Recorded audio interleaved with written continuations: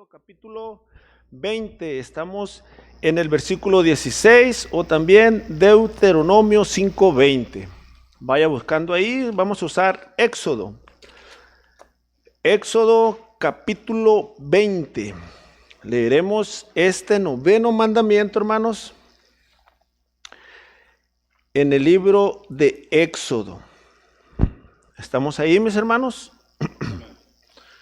Ok, entonces vamos a leer este mandamiento. Lo leemos juntos a las 3. 1, 2, 3. No hablarás contra tu prójimo falso testimonio. Una vez más.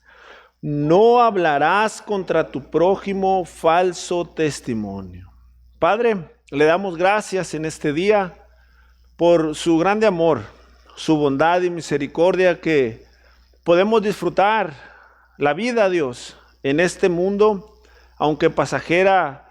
Damos gracias por poderla invertir, Señor, en su obra, poderla invertir, Señor, en su reino, gracias a su elección divina para con nosotros.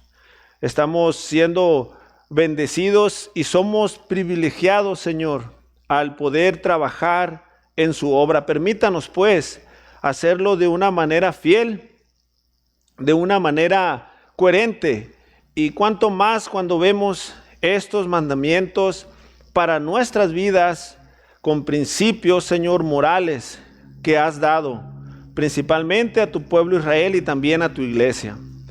Te pido que seas tú hablando a nuestras vidas y corrigiendo nuestra vida si hay pecado en nosotros. En Cristo Jesús oramos. Amén. Pueden tomar asiento, hermanos. Tomen asiento.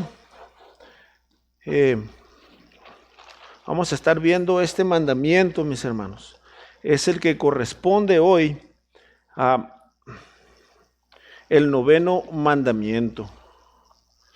Es interesante ver cómo en este mandamiento, mis hermanos, hay mucho de qué hablar, hay mucho que aprender, siempre como predicadores, como maestros, y en este caso que pretendemos predicar expositivamente, hermanos, queremos contraer o extraer, mejor dicho, lo mejor del texto, de una manera clara y sencilla. Dios nos ayude a lograr este objetivo de predicar lo más apegado a la Escritura y hacer énfasis en las verdades que aquí encontramos. Bien, mis hermanos, en este mandamiento nosotros podemos considerar que quizás ya entendemos o ya sabemos que no debemos hablar contra el prójimo falso testimonio. Pero la implicación y en el contexto en el que se encuentra este mandamiento es muy importante. De hecho, hermano, adelantándoles un poquito, en este mandamiento se derivan o se abren esas ramas de la calumnia, del chisme y de la mentira. Pero no habrá tiempo para considerar esto, solamente lo mencionaremos de paso. Pero el énfasis principal del pasaje al dar falso testimonio, como usted puede ver ahí, el título, tenemos como objetivo manteniendo y hablando la verdad en nuestras declaraciones. En nuestras declaraciones. Y el tema es hablar la verdad. Allí está presentado de una manera positiva, tanto el título como el tema. Aquí en el texto lo vemos de manera negativa. ¿Por qué? Bueno, porque está el no hablarás.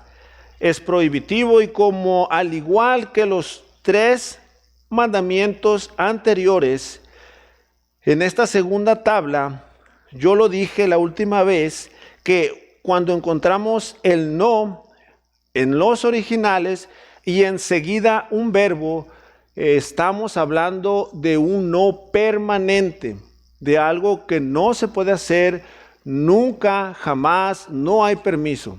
Ese lo en el original lo convierte permanente, absoluto, no hay tregua. Y vemos claramente que la prohibición está en no hablarás, aunque el tema, o mejor dicho, este verbo está muy amplio y se puede referir a hablar, decir, testificar, declarar y muchos sinónimos más. El contexto, hermano, tiene que ver con el resto del pasaje. Y vemos a quién va dirigido o contra quién no debemos hablar y la manera que no debemos hacerlo. Es contra nuestro prójimo, la prohibición y la manera de hablar falsamente o fingidamente. Y hasta ahí se puede entender, porque el pasaje es claro. No hablarás contra tu prójimo falso testimonio. Pero en el contexto, hermano, ahora sí, del original, aná hace referencia directamente a una pregunta, o mejor dicho, alguien responderá de alguna manera fidedigna y veraz en medio de un juicio legal ante una persona, es decir, demandará una clara y verdadera respuesta de lo que se le está demandando. Dicho de otra manera, el término implica la contestación de una demanda judicial. Y es aquí donde el comentarista William MacDonald, e igual Arthur Pink y Thomas Watson, lo presentan de la siguiente manera: prohíbe dañar el carácter o reputación de otra persona, el noveno mandamiento, haciendo declaraciones que no son ciertas, y de esta manera posiblemente, aquí está la consecuencia, causándole castigo o algunas otras penas e inclusive la ejecución. Entonces no es como cuando se suele echar una mentira. Hermano, trapeó bien el templo hoy, todo abajo de la silla, sí. Y cuando no se trata de eso, sino que está el testigo, en este caso, en medio de un juicio legal. Usted conoce las cortes, que por medio de la televisión, o quizá usted ha estado en medio de eso en una situación personal, real, y tiene que declarar lo que sucedió según el caso.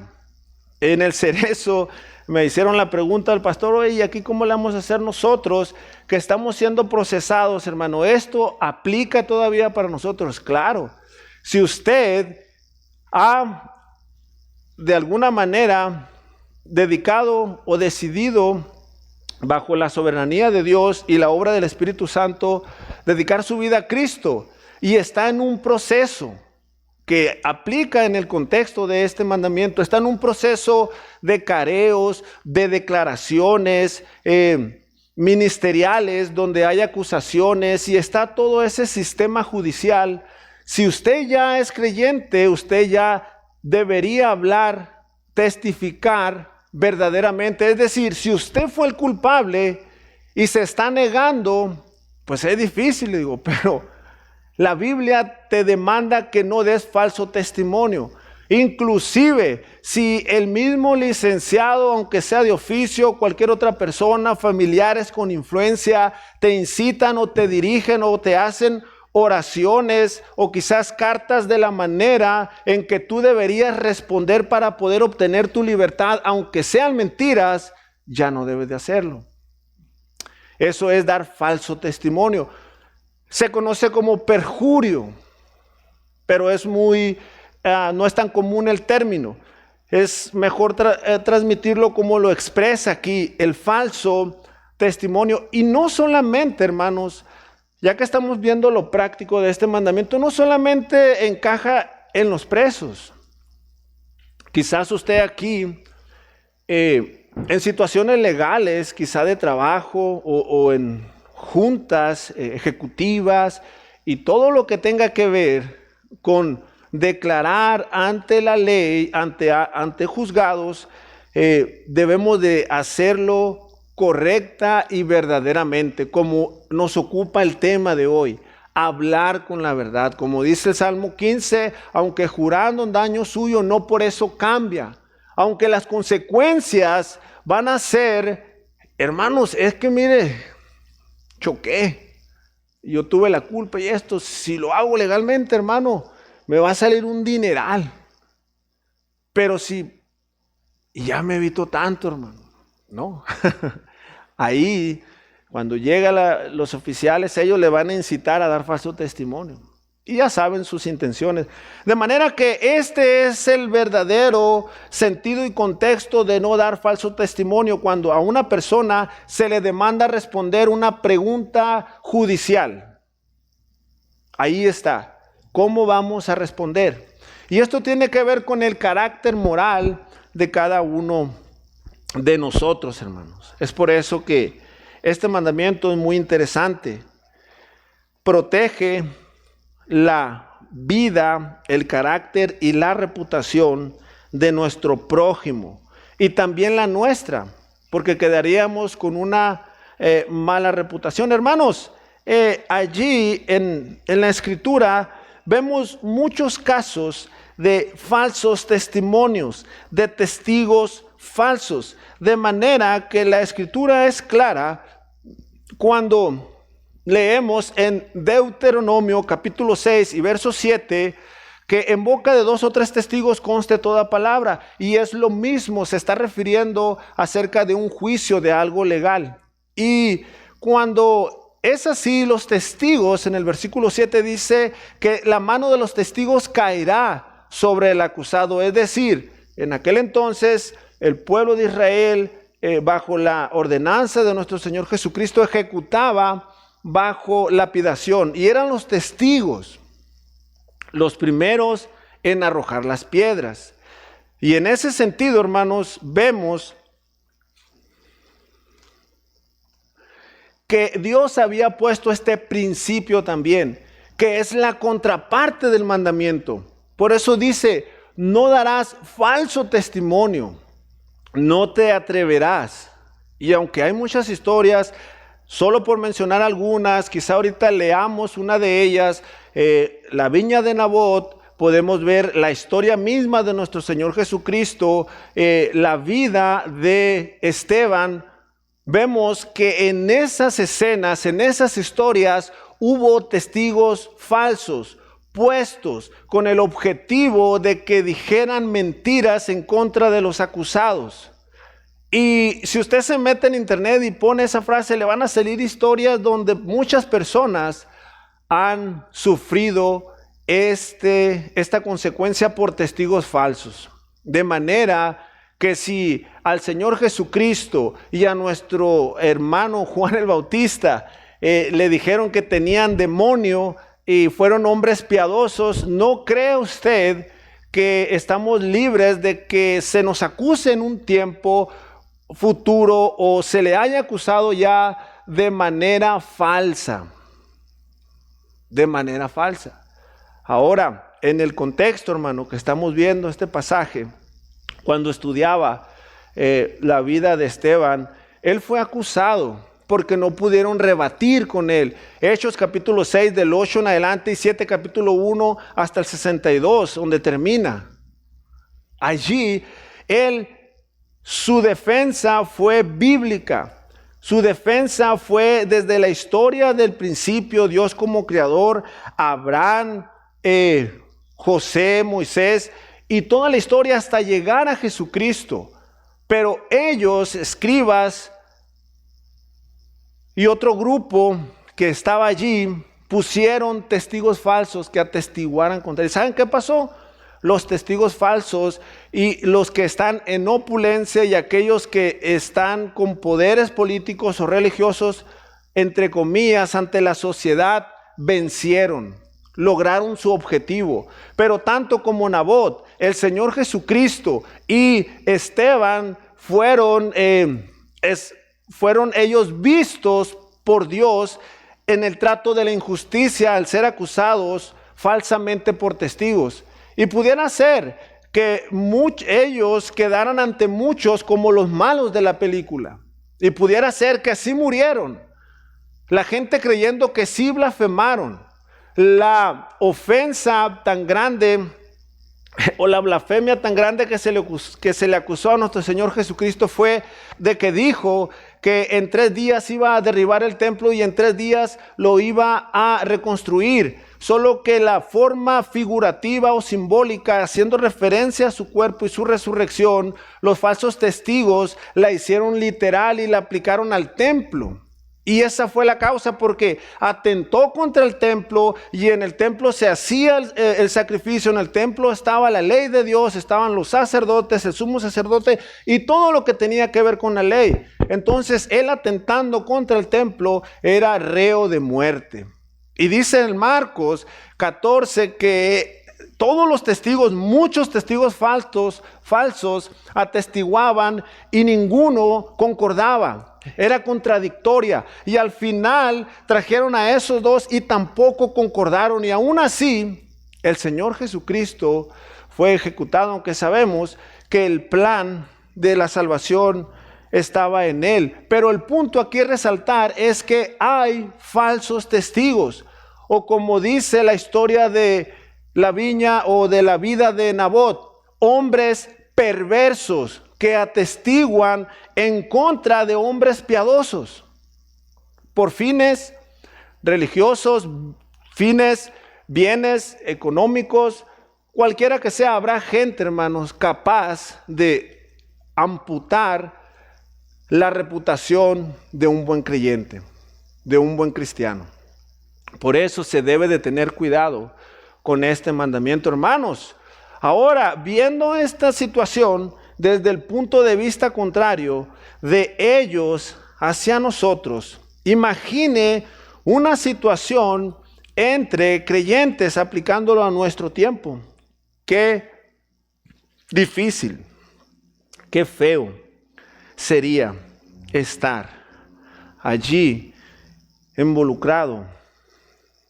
Yo he visto situaciones así, por obtener, ya lo dije, quizá poder o algún otro bien o beneficio, no temen a Dios y hablan falso testimonio, calumnian, haciéndose daño así, haciendo daño tanto de quien calumnian y de quien los escucha y ellos mismos a su alma, porque ante Dios esto está desnudo. Hermanos, de manera que hay 2 maneras también, o podemos considerar 2 maneras en las cuales se puede dar falso testimonio. Si podemos ver el primer punto, hermanos, estuvimos en la ciudad de Mochis y fuimos a testiguar, a dar testimonio de un hombre que el Señor lo está llamando al ministerio. Y si en mi caso hubiese sido o hubiese conocido a esta persona, todo lo contrario a la Escritura, que no avala las aptitudes y cualidades o cualificaciones que demanda la Escritura para que una persona sea ordenado para pastor, y aún con eso, sabiendo de antemano su vida quizá pecaminosa, yo atestiguara a favor o a recomendación, estoy dando un falso testimonio. Y no solamente yo, sino el grupo de pastores que estaban ahí. De manera que podemos dar falso testimonio también haciendo o recomendando a una persona que sabemos que de antemano no es recomendable. No puede ser.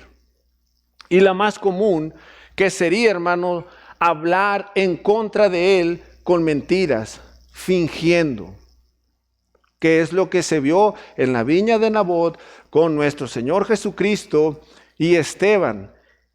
Ese falso testimonio que llega y destruye a las personas. Se debe de tener cuidado, hermano, considere esto. Lo que condena el 9º mandamiento es dar testimonio falsamente. Esa es la condenación que hay, el castigo. Esa calumnia. Pero recuerde, Mateo capítulo 5 verso 11 dice que bienaventurados sois cuando digan toda clase de mal contra vosotros, mintiendo. El Señor Jesucristo estaba de antemano anticipando a sus discípulos en esta situación. Hermanos, el falso testimonio ha destruido vidas. Estaba aún en prisión y cayó un jovencito, 18 años, y va para 25 años ahí, y sinceramente él no fue el homicida, pero atestiguaron contra él, supusieron, no hubo pruebas contundentes, no hubo nada, solamente supusieron, y ahí está destruido, ya con la vida hecha a pedazos, cayó en las drogas, y eso es fuerte. Es fuerte. El falso testimonio, hermano, destruye la reputación del prójimo, la calumnia, y todo empieza con la mentira, con el chisme. Se debe de tener cuidado con esto. Pudiéramos hablar más acerca de este punto, pero solamente quisiera ir al punto número 2, dejando el falso testimonio en nuestras declaraciones. Tenemos que dejarlo. Tenemos que dejar el falso testimonio. Si usted no lo practica, gloria a Dios. Si usted no echa mentiras, gloria a Dios. Si usted no anda chismeando, no anda calumniando, gloria a Dios. Tenemos que dejar eso, y para eso quiero leer el Salmo 15. Salmo 15. Vaya conmigo ahí y leamos juntos. Salmo 15. Solamente los primeros 3 versículos estaré leyendo. De hecho, hay hasta un canto de este salmo. Y dice así, Salmo de David. ¿Estamos ahí, mis hermanos? Jehová, ¿quién habitará en tu tabernáculo? ¿Quién morará en tu monte santo? El que anda en integridad y hace justicia, y habla verdad en su corazón. El que no calumnia con su lengua, ni hace mal a su prójimo, ni admite reproche alguno contra su vecino. Hasta ahí solamente. Aquí vemos la contraparte o la manera en que Dios en este contexto estaba llamando a su pueblo a vivir de una manera correcta moralmente. Dios le está llamando a vivir de una manera íntegra. Y la palabra íntegra tiene que ver con algo entero, hermanos. Algo que es figurativamente o moralmente entero.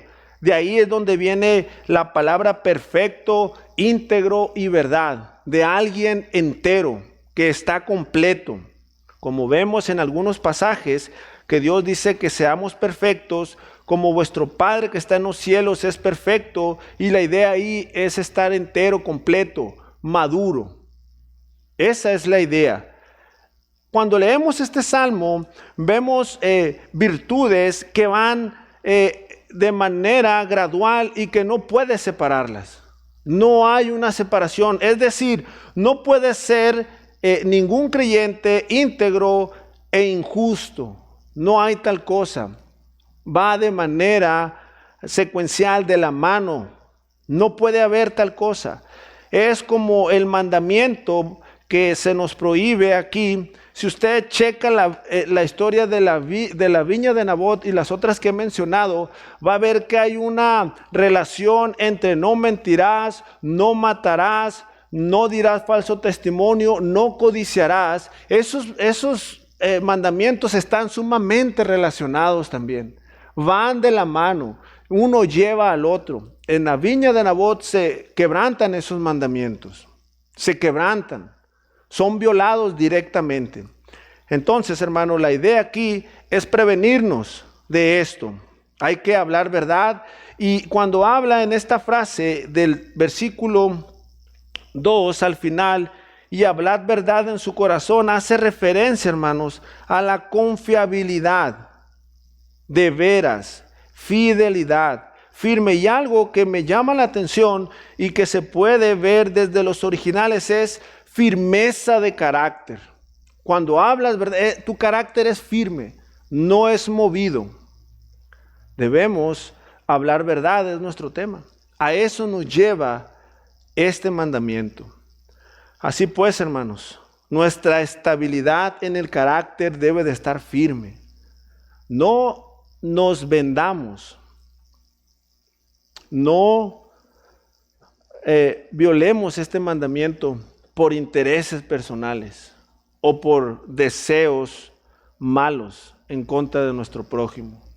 Amemos a nuestro prójimo, respetémosle y así, hermano, sigamos creciendo, dejando las mentiras, dejando el falso testimonio, y quizás nunca esté en esta situación de que un día usted tenga que estar en este contexto judicial y tenga que hablar la verdad, y quizá el acusado sea su hijo, su padre o algún familiar. Ahí tiene que hablar verdad, y ahí usted se va a dar cuenta si ama a Dios. Ahí es cuando nos conocemos, ahí es cuando vemos el versículo, que nos autoexaminemos y a ver si estamos en la fe o si estamos obedeciendo los principios de la Biblia. Porque no podemos amar más a nuestros padres que a la Biblia. No podemos amar más a nuestro prójimo que a la Biblia. De manera que debemos decir la verdad, hermanos. No dirás falso testimonio. No dirás falso testimonio. Que Dios nos ayude, hermanos, y podamos seguir creciendo en Cristo. Primeramente Dios, pronto terminaremos los 10 mandamientos, y es bueno recordar estos principios que son comunes pero con gran peso, con gran enseñanza. Esto es de la vida diaria, de la vida práctica de nuestra fe, la cristiandad. Usted debe ser reconocido como un hombre de verdad, de virtud, completo, entero, con firmeza de carácter. Las emociones, las circunstancias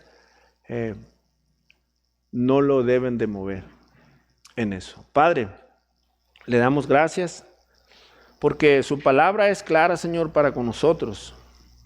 Ayúdenos a ser fiel y a no sucumbir, Señor, en medio de la tentación de decir falso testimonio, Señor, que traerá consecuencias a segundos y a terceros.